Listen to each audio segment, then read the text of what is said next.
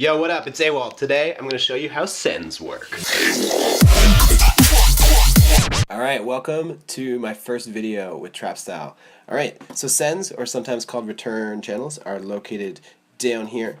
Generally when you open up Ableton with their standard template, it comes with a reverb and a delay. If you don't see these down here, you can click the R button here, standing for return, and that'll just turn those on and off. So how these work is you can take any audio from any of these tracks up here and send audio out of that down to whichever send tracks you have down here. Now what this does, and first how you do that, you can drag these little boxes here. So the one furthest to the left will correspond with A, the next one B, and if we added another one, you'll see another box pops up, and so that one would be C, and so on and so forth. So this value here controls how much signal you're sending of this track to the send. So pretty easy. We can see I have this little vocal here, and I've just deleted the reverb there, and so I'm going to start sending some of this vocal signal to my first send track.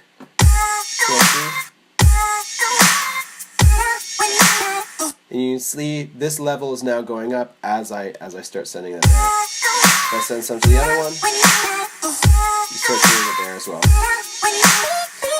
So that's how you send audio to the sends, but what are you going to use a send for? So a lot of people use sends for reverbs and delays and anything that you want to add sort of texture, and texture would be a good word, to the track. So let's drop in I'll use the standard Ableton reverb for now, and so now once we start sending some audio to this, you'll start to hear a reverb channel. And how this works is the main signal is still staying clean, because the main signal is also still going to our master, but basically it's just adding a layer of reverb underneath. Since it's a send, and when you're adding reverb on a send channel, generally what you do is you make sure that your reverb is fully wet, because we don't want much of the dry signal, we just want to have a layer of the wet signal underneath. So let's see how this sounds once I start adding some reverb to this vocal.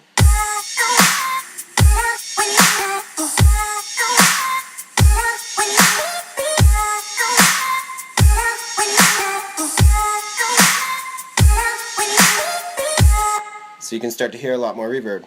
Let's make this reverb even bigger. We'll really exaggerate it. Now, from the send, I have it going back up to my sidechain bus. So it comes out of the send and then goes back to my sidechain bus. And what this does is it basically sends the audio from this vocal to my sidechain bus, and my sidechain bus goes to the master.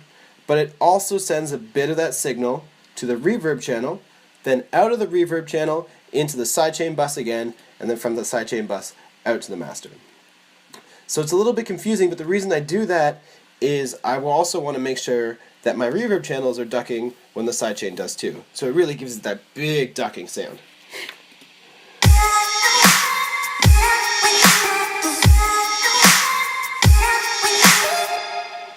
So what that did is you can really hear it ducking.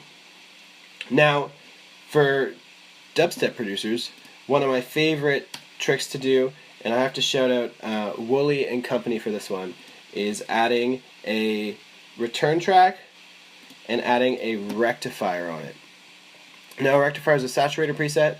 Let's load that up, and it's pretty much it's a pretty extreme saturation preset from the Ableton stock saturator.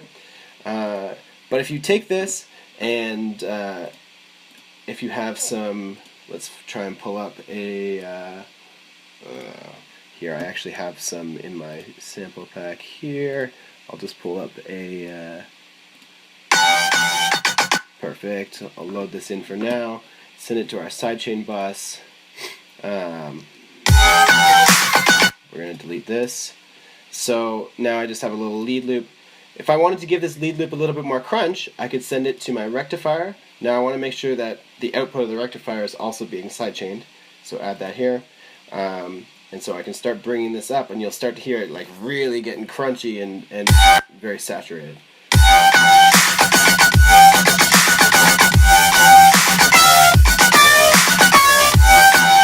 Now that's a pretty extreme case. I don't know if I would use it in that scenario because the lead itself is already pretty aggressive, but it's a great way to give a little bit of extra crunch. Now what I like to also do, especially if I'm using some crazy wild reverb or delay effects in my sends, to make sure that I'm not getting any wild frequencies bouncing off, especially using this rectifier, is I just roll off my sub frequencies after this, and I'll do the same if I had, where'd that reverb go?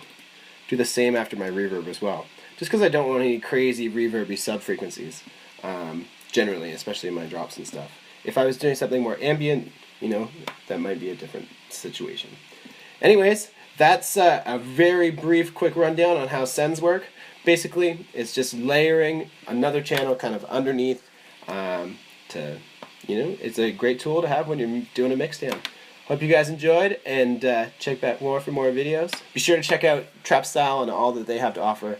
Killer blog, killer channel, killer music. They've been a real OG since the beginning.